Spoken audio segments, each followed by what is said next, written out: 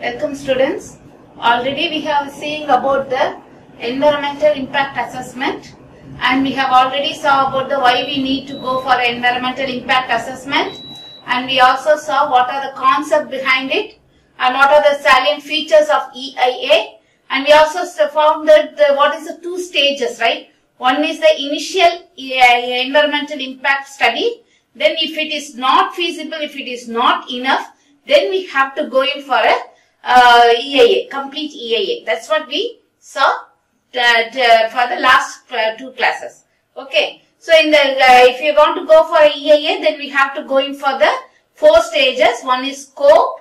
Next one it is identification, prediction, and analysis. Right. So if the EIA is very thing that only one thing you keep it in mind, it will give you the positive as well as the negative impact of the project.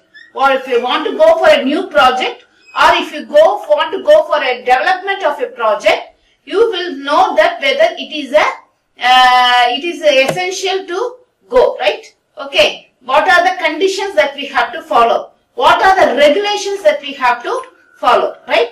That is the main thing of a EIA. That's what we studied. This class, what we are going to study is the objective of EIA, factors affecting the EIA, and the different stages of EIA.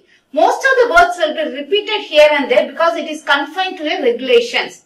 In India, 1994, regulations for EIA was made under the MOEF, Ministry of Environment and Forest, right? Okay. Now we will go for the objective of EIA. So what is the main objective is that 5 objective was given.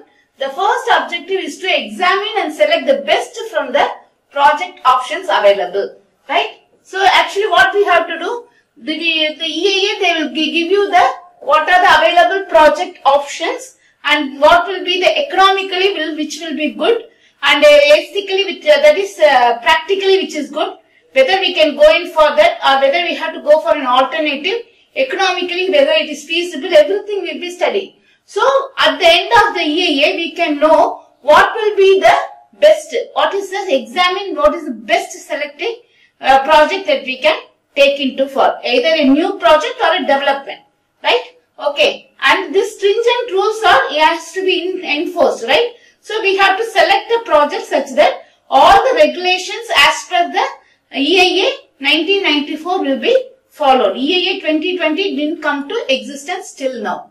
The second one is to identify and incorporate. The first one, examine and select the best project.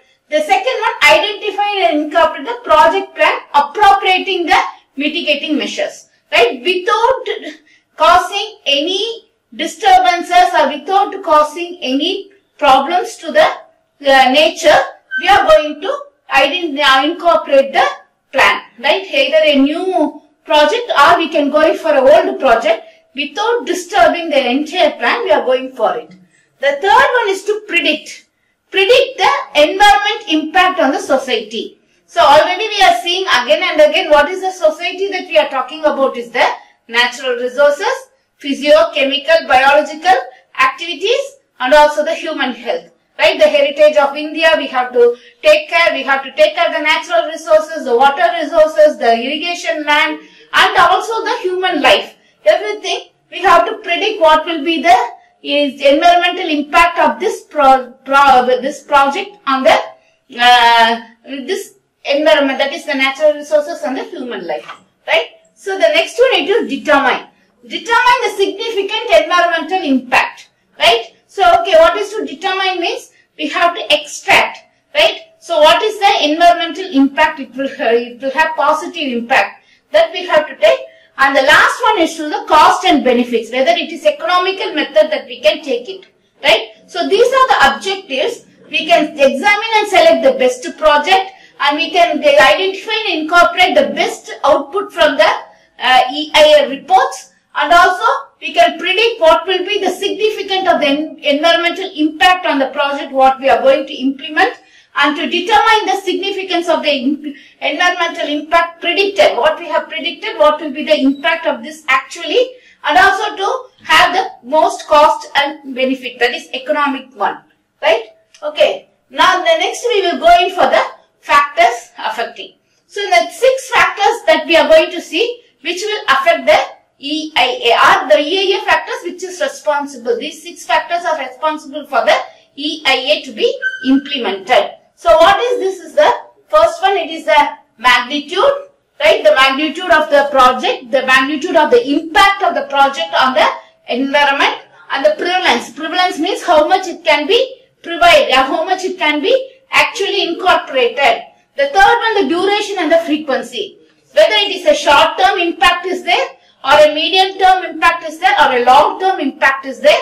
Whether it is a 3 years or a 6 years or more than 20 years, that we have to state. And the risk, right? So this is a negative impact. Whether it is a risk that we are going to see, whether it is a negative impact it will cause or a positive impact it will cause, how much it will be, that is another factor, and the importance of this project, right? So what is the importance of the project on the EIA, impact of the environment? The next one, it is a mitigation. Now, mitigations means how far that environment can be protected, right? So these are the 6 factors that we are going to see. One by one we will see in detail. And first is the magnitude. So these are the things that we have to understand. So will the impact be reversible, right? So actually when we are going in for this this one magnitude, how far the impact will be there, how much impact will be there because of this project into the environment, and whether this impact is irreversible, right? Right? Okay. If it is irreversible, if the impact, negative impact is irreversible, then it is very difficult, right? The next one, if irreversible, what will be the rate of recovery of adaptability of an impact area? How much area will be affected, right? That we have to see. Rate of recovery also we have to see. And rate of adaptability also we have to see. The third question that we have to analyze is that the activity preclude to the use of the impact area for other purpose. Whether this impact area which is affected, whether it can be used for any other activity. We effectively, right? This is a preclude, right? We have to effectively how much it can be used. That is the magnitude that we have to understand. The factors, these are the factors that we have to get it from the EIA. The next one, it is the prevalence. Prevalence means prevailing. That is what now? Existing, how much it can undergo, right? That is the thing. So actually the action taken separately might represent a localized impact. Okay, if I am going to take, okay, it is this small project will have a small impact of the area. Similarly, each project, if I am going to separate, it will have small impact on the area, but as a whole, if we are considering, it will have a major impact on the environment. That we have to take into consideration. Whether small impact or very large impact, we have to accumulate and we have to see. That is the prevalence. The third one, it is the duration and frequency. As I told you already, whether it is a short duration and also whether it is a long duration, that we have to see. Whether the impact, whether the activity, whether it is a permanent activity or it is a reversible activity. Whether it is a irreversible activity, it is a short-term activity or a long-term activity, that we have to understand. And also we have to study about the frequency it reflected. That is how much impact it causes frequent, right? Okay, every 1 month there will be a negative impact or positive impact on the environment. That we have to analyze. If the activity is intermittent, be not a short-term, not a long-term, intermittent, will it allow for recovery during the active periods? That we have to see. Whether it will undergo a recovery period so that the negative points can be converted to reversible to a positive one. Okay. So the next one, it is a risk. Risk, both the things. The project activity will also be in risk if the environmental is not taken care. And also the area that is allocated for the environment will also be a large, right? So, okay, what we have to know now, we have to understand. We have to know and we have to understand whether the risk that is, we have to assess the risk, how much risk this project will be having an impact on the society. right? It may be a natural resources, or it may be a societal resources, or it may be a biological resources, or a physiochemical resources, or a human being, or a heritage. Whatever it may be, how much risk it is there. For example, we can think about the Taj Mahal. Again I am saying about the Taj Mahal because it is easy to remember. We all know that how much Taj Mahal has been affected due to the acid rain, right? So the next one, it is the importance. That is the value attached to the environmental component. So we should be able to understand the project, we have to also understand the importance of the project and its impact on the environment, right? I repeat again, not only actually if I am going to have an industry means, I will see that the industry is giving a very good effect on the peoples. It will increase the job opportunities. It will provide a very good output. We can have a very good GDP increase, everything. But at the same time, I have to find out the importance of the project with the help of a environmental component.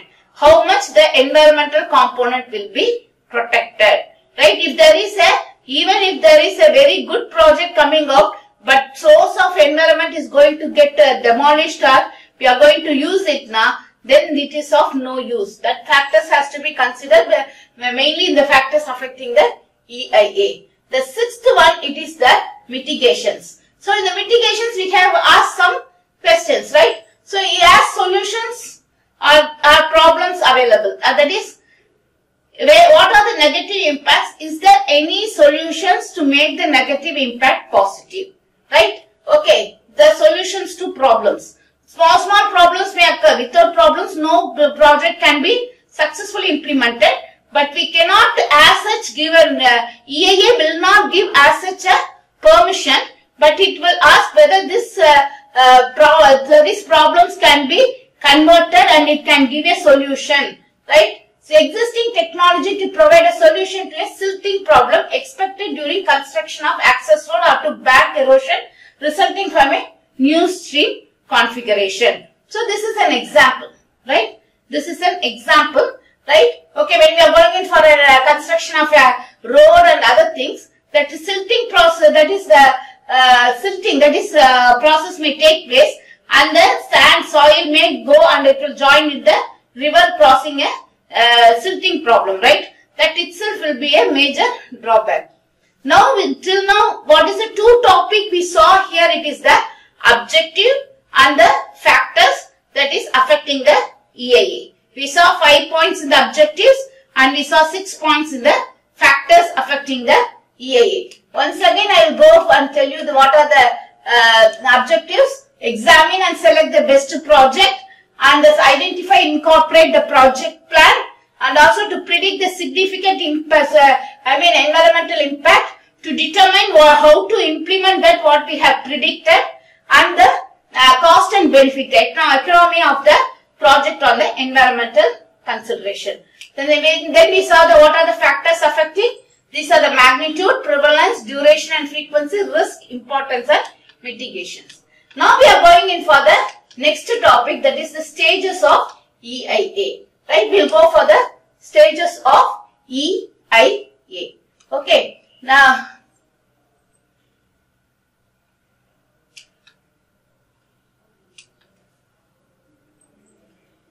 so what is that EIA factors affecting? The next, that is what is this happening now? Overall, what are the factors that we have to consider at the end? Objective and factors. At the end, we are going to see how much it is going. What is the net goal? What is the net point that we need to understand? That is no impact, unknown and potential adverse impact, and significant impact of the project on the society. Right? So considering the objective, considering the factors, everything that we are going to take, these are the 3 points that we will be considering. Whether the project is having no impact on the environmental, or the unknown and potential. What are the unknown and potential adverse impact will be on the environment. And the third one, what will be the significant impact on the environment. Now we go for the stages of EIA. So we have 10 stages of EIA. The number one, it is the identification. Number 2, it is the screening. 3, scoping and consideration of alternatives. Number 4, impact and prediction. Number 5, mitigation. So many words are repeating again and again, you can see. These are all regulation, the words most repeated in the regulations. 1994 MOEF EIA regulations, right? So reporting to the decision making body. This is very important thing and we will see in detail, right? And the public hearing, we have to hear from the local peoples and the review of the EIA report, okay? Then the decision making, actual decision making, like, then post project monitoring and environmental clearance conditions. That is EC, giving an EC to the project, right? This is the thing. So first we will go in for the identification. So what is that? The first step is to define a project and to study all the likely activities involved in its process. All the likely activities involved into the process. This is to identify what is that project is all about. To understand the range and reach of the project. Actually why this step is we are conducting is to decide the possible zones of environmental impact. Where this environmental impact will be happening in the due to this project implementation. Whether it is a depletion of natural resources or it will be a that is causing some effect, that is air quality, it will affect the human health. Like that of now, they are having that in Thoothukudi in Tamil Nadu, they are fighting now to close the that is thing because of that they are getting so many air pollutions, industries, right? So they are having that environmental impact. Kudankulam, that is a nuclear power station, right? They are taking. All these things we have to consider in the identification. The second step in the identification is, then we have to go in for this.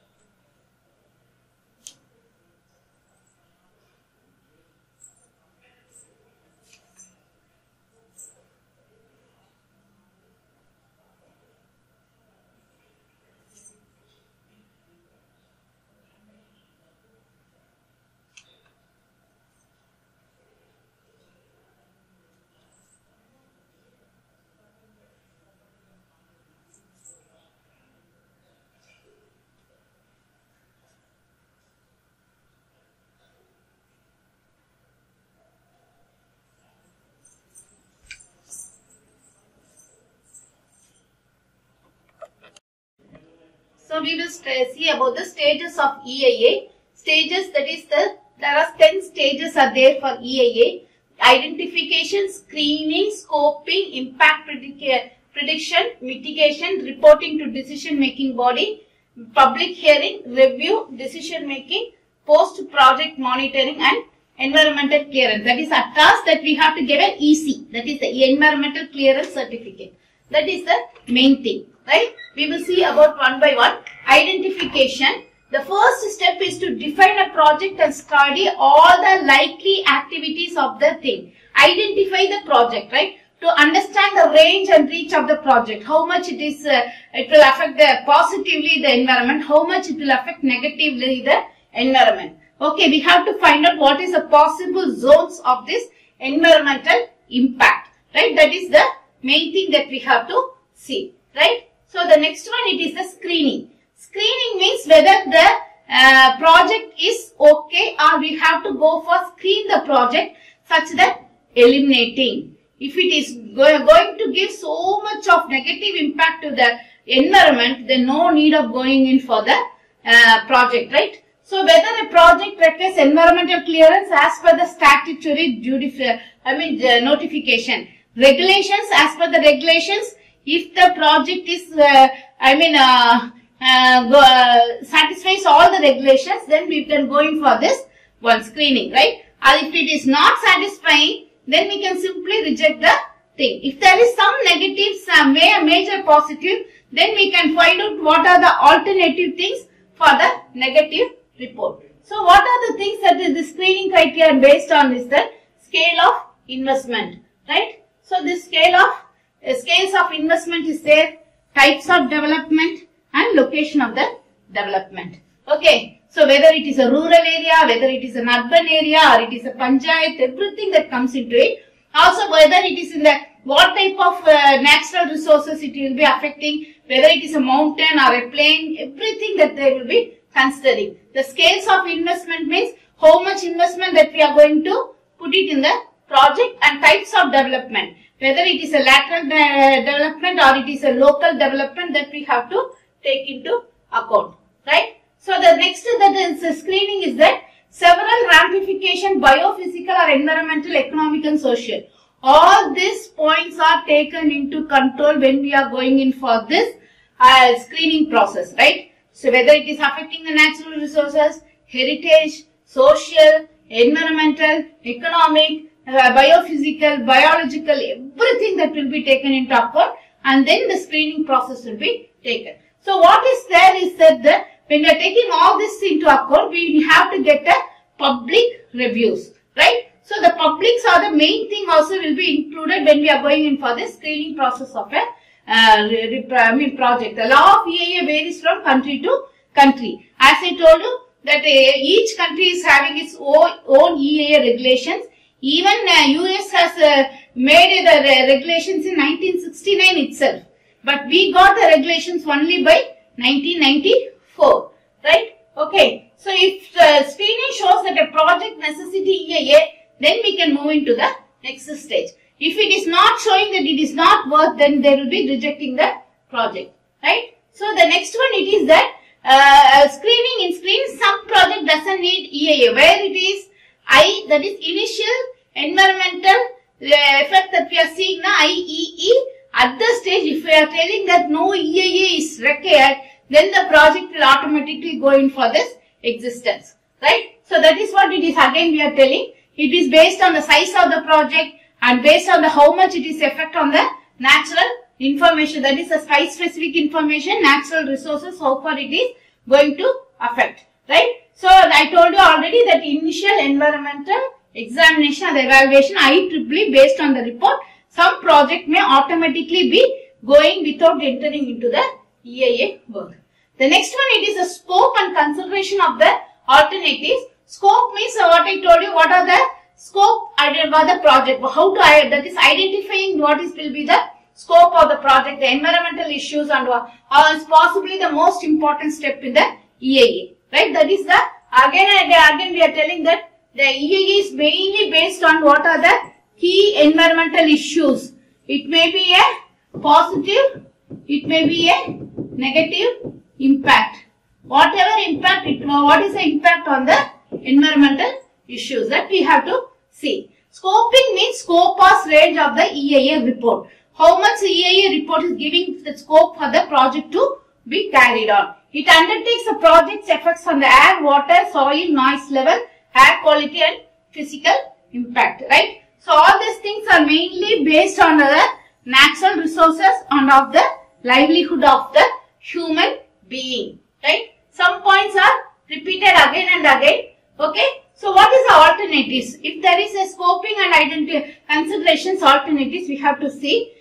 That is, it identifies the issues and concerns, decide, that is, what are the issues, what will be the concerns, positive or negative, and also it decides that the assessment methods. Whether IEE itself is ready means it will not come to the scoping at all. EIA, when the project comes to the EIA only, then we go for the assessment method, right? Each project, each situations, whether it is in the forest area or whether it is in the urban area, each will have a different assessment method and identifies the affected parties so that the public invitation, participation will be there. The public will be there in the common poll and everything, then they will be participating and they will have different of issues.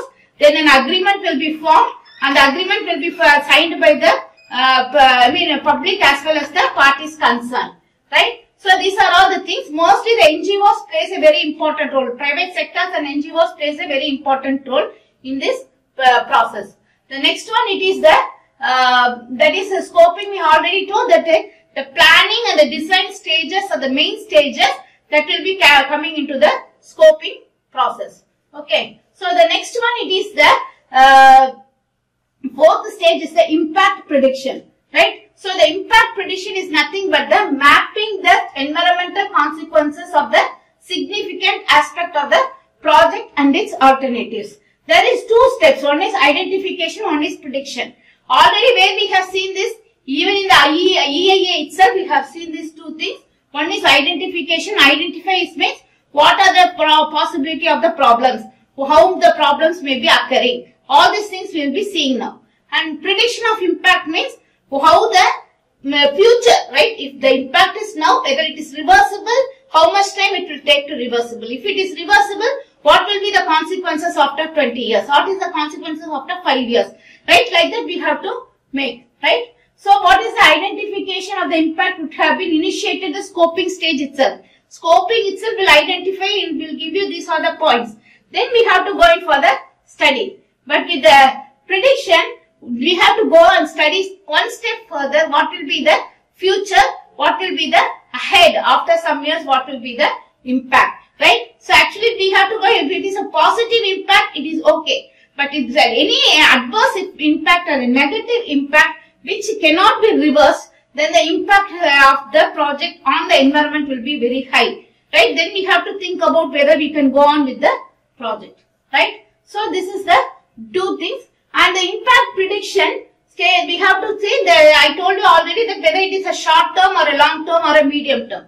How we can, tell that whether the project is a short term or medium term or high term depending upon the years. Right? If it is a short term, 3 to 9 years. Right? If it is a medium term, then 10 to 12 years. Long term means beyond 20 years. What is the short term, long term? It is the impact of the project on the environment. Okay. So the next one, it is a mitigation. We have already seen about the mitigation, what will be the adverse effect on the environment, what is the adverse effect on the natural resources. Mostly we will be studying about the negative effects, right, and improving the scope of the project. The next one, in the mitigation, we have 2-3 steps.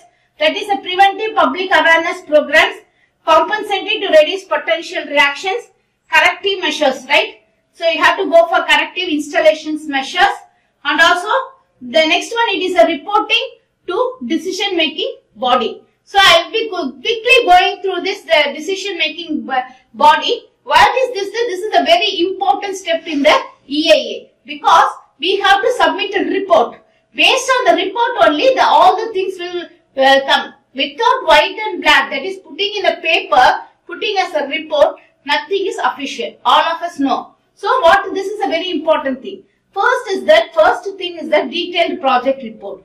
What is the need of the project, why the project, what is the economical of the project, who will be benefited, how much the impact on the environment, everything they have to give it in a report. The next one is the filled-in questionnaire. The questionnaire is not only from the persons, the peoples around, also from the experts also. They have to get a questionnaire and they have to fill it and they have to submit. The third one, it is the EIS. The environmental impact statement, how much this project will be affecting the environment, right? That impact of the environment that we have to study and put. And the other thing is that when we study about the environmental impact, we are studying about whether it is in the soil or water, and whether it is in the land use or forest and agriculture, whether it is the impact of socio-economic conditions, impact on the health, the impact on the natural resources, flora, fauna, wildlife, water, what is happened to the endemic and the endangered species, everything. So the next one we also see about the cost benefit analysis also. The next sixth point we will be seeing about the environmental management plan. One is EIS, the next one is EMP. Management of the plan, how it is going through. So we have to go in for the safeguard and control measures proposed to prevent and mitigate the adverse environmental impact. That also plans for habitation project outers. Right? This is a second one.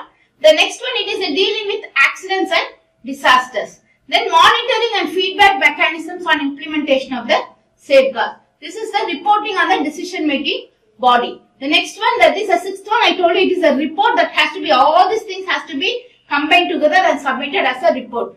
The next one, it is a human exposure assessment location. How it is affecting the human, whether the human, place that is where they are staying is getting to be affected, everything that we have to, then we have to have noise pollution, air quality pollution, water pollution, everything will be monitored, and also even the water table, the food, everything will be monitored, and it will be given as a human exposure assessment location that we can easily repeat it as a HEAL, right? Okay, so the next one, it is a public hearing. So as I told you, we will give a questionnaire to the public and we will get a report from the public stating how much this will be affecting them. This new project will be affecting them, right? Anyone is affected by the community, whether they are affected by this project. Then the affected persons may include bona fide local residents, local associations, NGOs, environmental group activity and active persons in that area, the experts in that area, or any other persons that is there in the project site, near to the project sites, and they all have to give a report, right? They have to give a justification. Okay, this project is not having any negative report on us, negative impact. The next one, it is the review. Review of the EIA report is very important. After getting the EIA report, whether they will be reviewing and finding out whether it is okay, right? So the next one, it is the decision making. So decision making is based on the EIA to approve or reject the project, right? Okay, that is the decision making with the final persons. Final expert committee will come, considering all the report, everything, the hearing, public hearing, the impact, negative impact, short-term duration, long-term duration, the scope, everything. Then they will come to a conclusion whether to go on with the what. The last one is the post-project monitoring. Then the EIA will not leave with the execution itself, allowing the project to go on itself. But it will also have a after the EIA implementation, after the project implementation, what are the, environmental clearance conditions that they have to gone through. Maybe of 20 years also, every 5 years, 10 years, 20, 15 years, 20 years, they will have the reports, that is the monitoring reports they will have, right? Okay. So with this, I will conclude this. Okay, today we have seen about the objectives and the factor affecting the, what are the factors that we considered for the EIA report, and we saw the stages of the EIA report. We saw the 10 stages of the EIA report. So what are the 10 stages? Everyone pin me separately in the chat box. What are the 10 stages of EIA? We have seen now that you see, pin me separately in the chat box. Okay, then we will see you in the next class with other topics.